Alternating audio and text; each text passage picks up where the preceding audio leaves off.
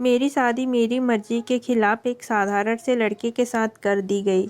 उसके घर में बस उसकी माँ थी और कोई नहीं। शादी में उसे बहुत सारे उपहार और पैसे मिले थे, पर मेरा दिल कहीं और था। मैं किसी और से प्यार करती थी और वो भी मुझसे, लेकिन किस्मत ने मुझे यहाँ ला दिया। और अपने ससुराल शादी की पहली रात जब वो दूध लेकर आया, मैंने उससे पूछा, एक पत्नी की मर्जी के बिना पति उसे छुए तो उसे बलात्कार कहते हैं या हक?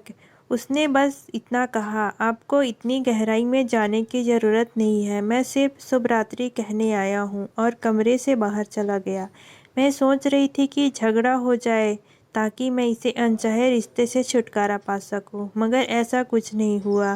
मैं उस घर में रहकर भी घर का कोई काम नहीं करती, दिन भर ऑनलाइन रहती और न जाने किस किस से बातें करती। उसकी माँ बिना किसी शिकायत के घर का सारा काम करती रहती है और उसके चेहरे पर हमेशा एक मुस्कान होती। मेरे पति एक साधारण कंपनी में काम करते, बेहद मेहनती और ईमानदार। हमारी शादी को 1 महीना हो चुका था, लेकिन हम पति पत्नी की तरह कभी साथ नहीं सोए थे। उस दिन जब मैंने उसकी माँ के बनाए खाने को बुरा भला कहकर फेंक दिया, तो उसने पहली बार मुझ पर हाथ उठाया। बस मुझे वही चाहिए था, एक बहाना झगड़े का। मैं पैर पटकते हुए घर से निकल गई, अपने पुराने प्यार से मिलने। वो मुझसे कहता, कब तक यहाँ रहोगी, चलो भाग चलते हैं कहीं दूर। पर सच तो इतना था कि मेरे पास कुछ भी नहीं था और वो खाली हाथ भागने को तैयार नहीं था। फिर एक दिन मेरे ससुराल में एक घटना घटी। मैंने पहली बार अपने पति की अलमारी खोली। उसमें मेरा बैंक पासबुक, एटीएम कार्ड और वो सारे गहने थे जो मेरे घर वालों ने मुझसे छीन लिए थे। मुझे यह सब देखकर झटका लगा। साथ ही उसकी डायरी में मेरे लिए एक खत रखा था। उसमें लिखा था कि उसने मेरी हर चीज़ को संजोकर रखा था और दहेज में मिले सारे पैसे मेरे अकाउंट में ट्रांसफ़र कर दिए थे।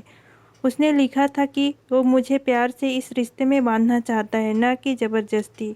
उसकी इन बातों से मेरे दिल को छू लिया। मैंने सोचा कि नहीं था कि ये गंवार मुझे इस तरह से समझ सकता है। बिना कुछ कहे धीरे धीरे मुझे एहसास हुआ कि वो मुझे उसी सादगी से प्यार करता है जिस सादगी में उसने मुझे अपनी ज़िंदगी में जगह दी थी। अगली सुबह मैंने सिंदूर गाढ़ा करके अपनी मांग में भरा और अपने पति के ऑफिस चली गई। वहां पहुंचकर मैंने सबके सामने कहा, अब सब ठीक है, हम साथ साथ एक लंबी छुट्टी पर जा रहे हैं। उस दिन मुझे समझ आया कि जिन फैसलों को मैं गलत मानती थी वही मेरे लिए सबसे सही थे। मेरे माँ बाप मेरे लिए जो भी किया वो सिर्फ मेरे लिए भले के लिए किया था। धन्यवाद।